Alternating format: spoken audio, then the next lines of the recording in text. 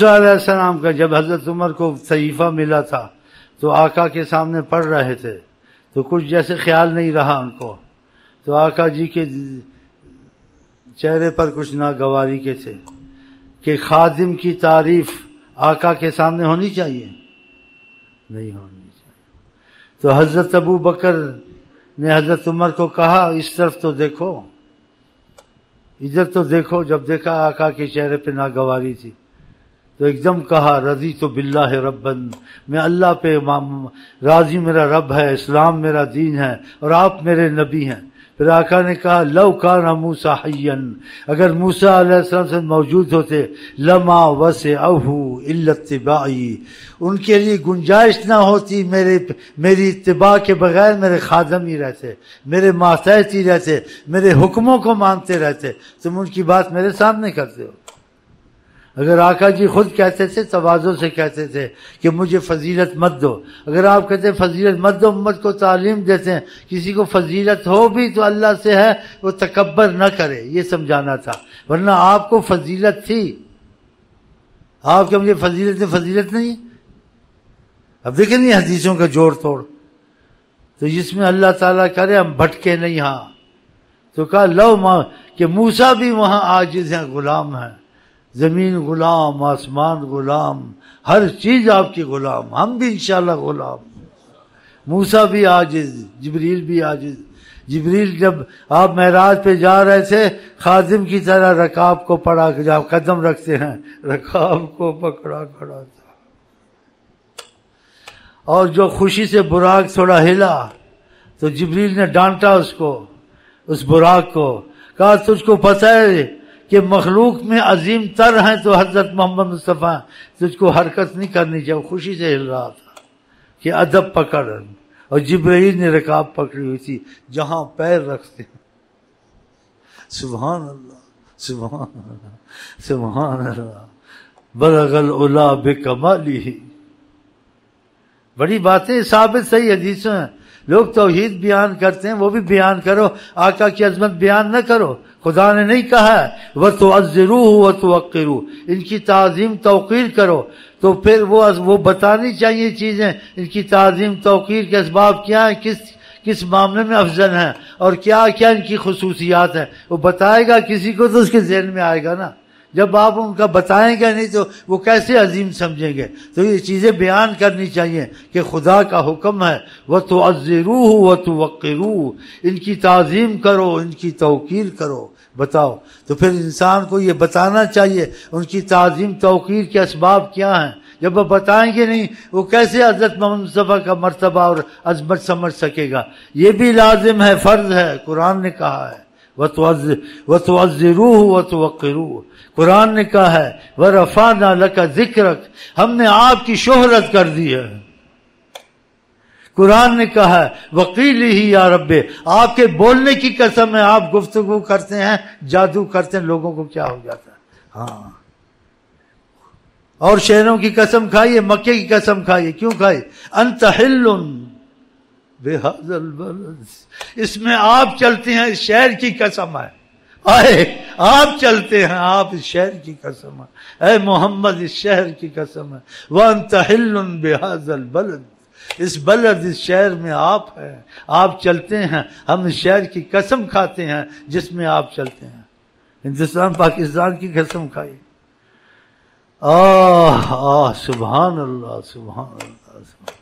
آپ کا پیشاب عظمت رکھتا ہے، نور ایمان، لیکن شریعت میں ظاہر علم میں یہ نہیں کہنا چاہیے، اس لیے وہ ان کو اتنا علم نہیں ہے۔ آقا نے کہا کلم الناس علی قدر عقولہم، لوگوں کو باتیں کیا کرو اتنی جتنی ان کی سمجھ میں آ جائے، سمجھ سے باہر نہ کرو۔ تو یہ سمجھ سے باہر کی باتیں نہ سمجھ میں آئے تو اللہ عالم۔ آقا کا مادہ نور الہی، بشریت سے پہلے آپ موجود تھے۔ کہا کنت نبیا وآدم بین الماء والطین، میں اس وقت نبی تھا، ابھی آدم بنا بھی نہیں تھا، اس کا پانی بھی پڑا ہوا تھا، اس کا گارا بھی پڑا ہوا تھا، روح بھی نہیں تھی، میں موجود تھا۔ بتاؤ، تو آپ نور الہی تھے نا، تو آپ پہلے سے تھے۔ پھر منتقل ہوتے ہوئے کسی نے بہت اچھے الفاظ کہے، نور حق جلوہ نما تھا، مجھے معلوم نہ تھا، شکل انسانی میں چھپا تھا مجھے معلوم نہ تھا، کہ حقیقت کو میں نہیں پہچان۔ اس لیے انسان یہ باتیں عام نہیں کرتا ہے، لیکن میرا جی چاہتا میں کہہ دوں، حق کو کہہ دینا چاہیے، جس کو سمجھ آئے ٹھیک ہے، نہ آئے نہ۔ میں حوض کوثر سے، ہر چیز سے آپ کے پیشاب کو نور ایمان سمجھتا ہوں، واللہ حوض کوثر سے بھی افضل ہے۔ ہاں جی، حوض کوثر سے بھی افضل ہے۔ ہاں، آپ کو پتہ ہے اگر نجاست ہوتی آپ کا پیشاب، آپ یہ نہ کہتے، آپ ایسے کہنا بھی نہیں چاہتے، ایسی چیزیں کرنا بھی نہیں چاہتے، لیکن اللہ تعالیٰ ایسے اسباب بناتا تھا جس سے نبی کریم کو کہنا پڑ جاتا تھا، ورنہ نبی کریم لوگوں کو الجھن میں نہیں ڈالتے ہیں۔ ہاں، تو اس واقعہ کا تھوڑا سا پہلے بیان کیا، وہ پھر بیان کر دوں، پیشاب مبارک کا صلی اللہ علیہ وسلم۔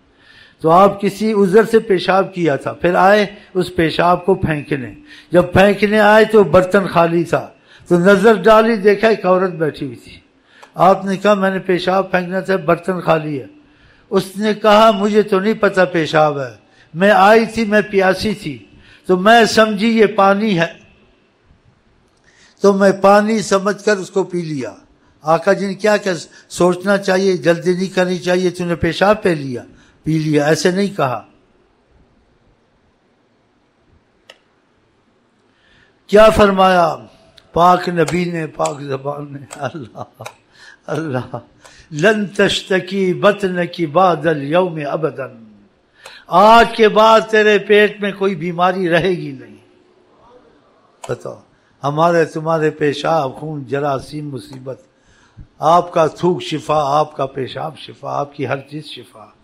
دیکھا، یہ صحیح حدیث ہے، لیکن جن کی عقلوں پہ پردے ہیں یا خدا کو اندھا کیا ہے، ان سے پوچھا گیا بھائی یہ بتاؤ، یہ حدیث سے آپ نے منع نہیں کیا بلکہ آپ نے اس کو خوشخبری دی، اگر ایسے ہو گیا ہے تو کوئی مذائقہ نہیں ہے، بتائیں آپ۔ تو وہ کن ذہن کیوں بے عقل بولتا، ہاں وہ بھول کر پی گئی تھی۔ بھائی بھول کر پی گئی تھی، لیکن مسئلہ کیا نکلا؟ اس کی خوش قسمتی اور نبی کی عظمت ظاہر ہوئی کہ آپ کی ذات تو بہت چیزیں، آپ کا پیشاب وسیلہ مصیبتوں بیماریوں سے نکلنے کا۔ حضرت علی رضی اللہ عنہ جب آپ کو غسل دیا گیا ہے جی، تو آپ کی ناف مبارک کو چوس رہے تھے پانی بھی۔